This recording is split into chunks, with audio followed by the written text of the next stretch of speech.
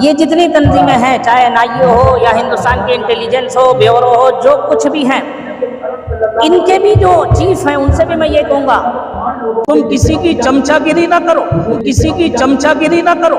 यहाँ का मुसलमान न कल डरा था न डरेगा।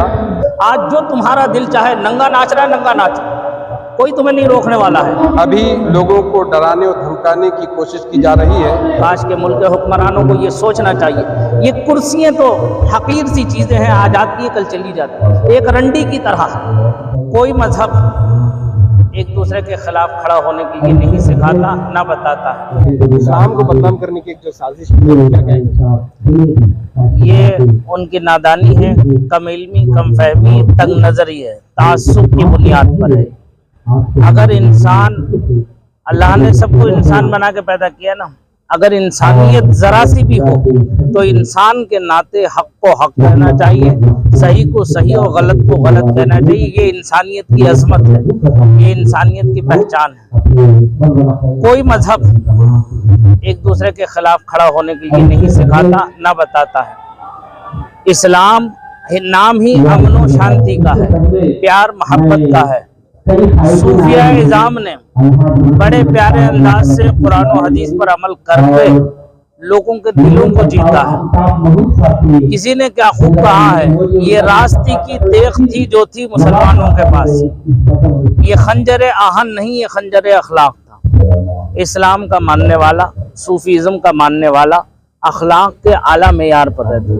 अगरचे तुम्हारा दुश्मन ही क्यों ना हो, लेकिन अगर बात जब सच की आती है, सही की आती है, तो तुम उसकी ताईद और हिमायत करो, सही को सही कहो, गलत को गलत कहो। आज हमारे मुल्क का ये अलमिया है।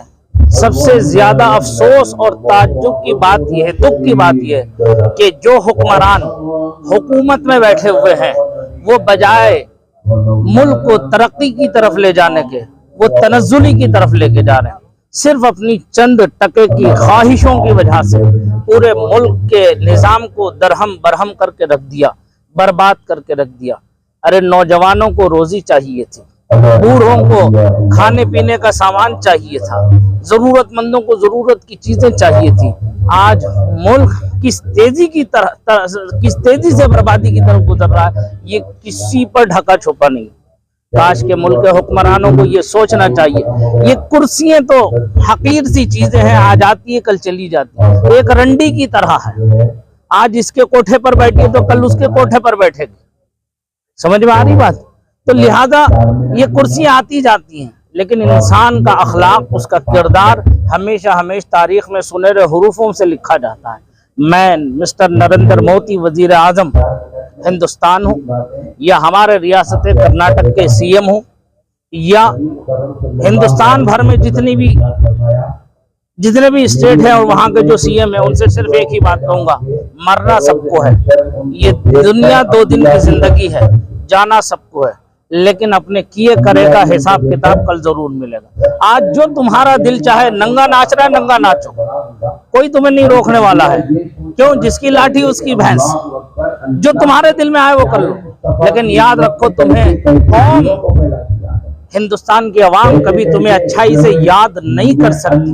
अगर तुमने यहाँ जो भाईचारा है, जो हिंदुस्तान का जो है एक सुनहरा ख्वाब है, यहाँ की गंगा जमनी तहजीब है, अगर तुमने इसे बर्बाद करने की कोशिश की, याद रखो इसकी आग बहुत जल्द तुम्हें भी अपने लपेट में ले लेगी।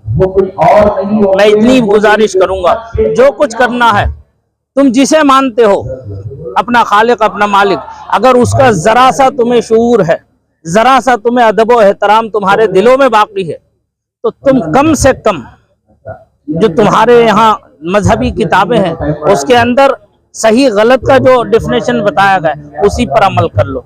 हम तो एक अल्लाह के मानने वाले हैं, जब तक जिंदा रहेंगे अल्लाह ही का कलमा पढ़ते रहेंगे और अल्लाह ही की बड़ाई बयान करते रहेंगे। ये जितनी तंजीमें हैं, चाहे एनआईए हो या हिंदुस्तान के इंटेलिजेंस हो, ब्यूरो हो, जो कुछ भी हैं, इनके भी जो चीफ हैं उनसे भी मैं ये कहूंगा, तुम किसी की चमचागिरी ना करो। ये तुम्हें जो दिया गया है मनसब, उस मनसब का गलत फायदा ना उठाओ, लोगों को न सताओ, न परेशान करो। जो सही है वो काम करके जाओ। अगर तुमने आज गलत किया, इसका असर तुम्हारी औलाद पर पड़ेगा।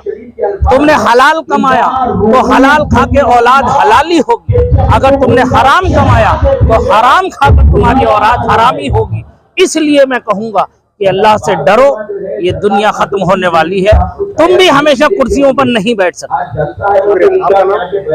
मुझे मुफ्ती सैयद ज़बीउल्लाह नूरी कहते हैं, बानी व सदर आल कर्नाटका बज़्म रज़ाए कुद्सी एजुकेशनल एंड वेलफेयर ट्रस्ट व सरपरस्त आला इमाम अहमद रज़ा मूवमेंट बेंगलोर। बस अभी इस वक्त जो मुल्क के हालात हैं, नफरतों का माहौल बढ़ रहा है। इस्लाम जो है वो सूफिया इकराम के तरफ से जो है हिंदुस्तान में फैला है, जी। लेकिन आज मुसलमानों को दहशतगर्द बताकर जो है जी। इस्लाम का नाम खराब करने की कोशिश की जा रही है। जैसा कि हाल ही में देखे होंगे PFI पर जो है लगातार छापे मारे गए और एक छवि बनाने की कोशिश की जा रही है। यही PFI वालों ने कोरोना के दौर में लोगों की मदद की।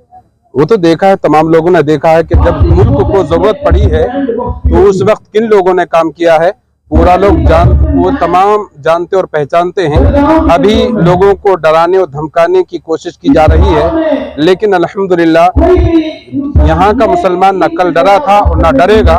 मुसलमान अपने मुल्क की अमन सलामती के लिए दुआ करता है, वो अपने मुल्क में इख्तलाफ नहीं चाहता बल्कि अपने मुल्क के लिए काम करता है। और इस्लाम यही हमको तालीम देता है कि आप जहाँ पर भी रहो वहाँ पर अमन और सलामती का पैगाम देते रहो।